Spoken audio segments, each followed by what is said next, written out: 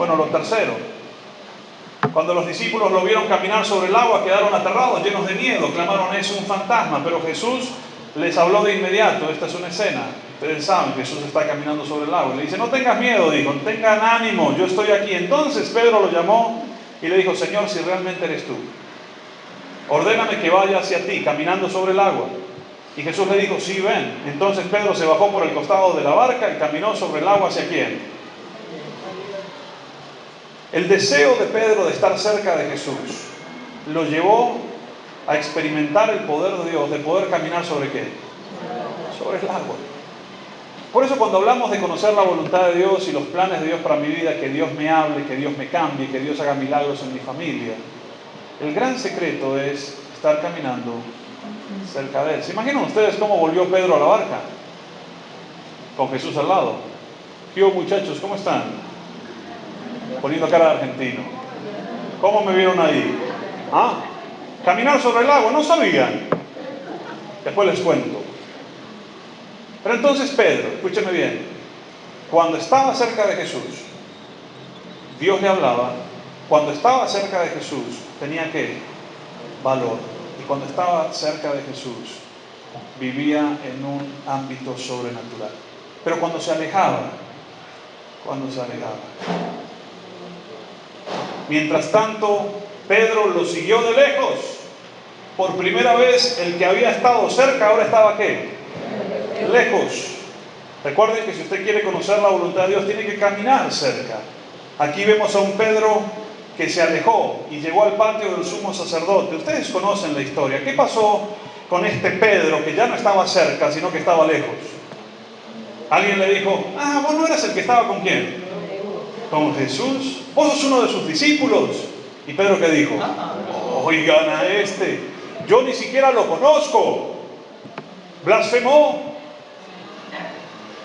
Qué pena, pero así somos nosotros cuando estamos lejos de ¿quién? Igualitos.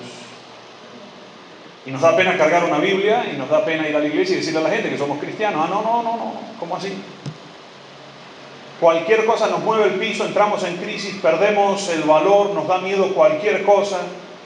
Hace rato algunos que no conocemos lo que es lo sobrenatural del Evangelio, y mucho menos algunos conocen cuál es la voluntad de Dios para sus vidas.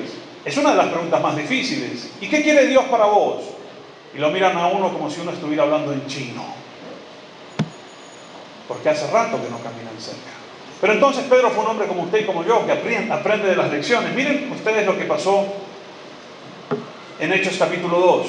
Entonces ya había sido bautizado, lleno del poder de Dios. El Espíritu Santo estaba de vuelta con él. Pedro estaba caminando nuevamente ¿con quién?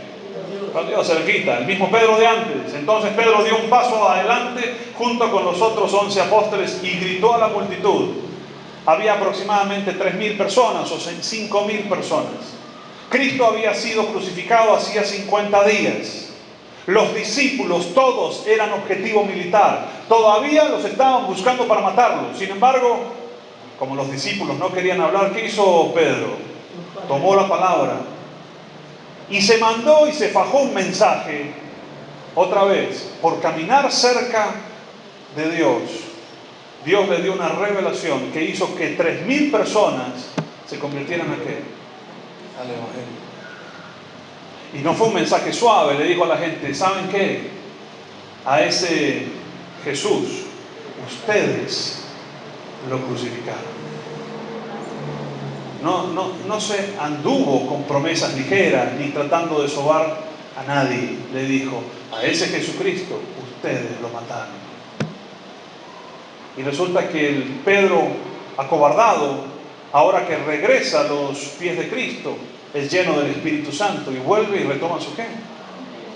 Su valor.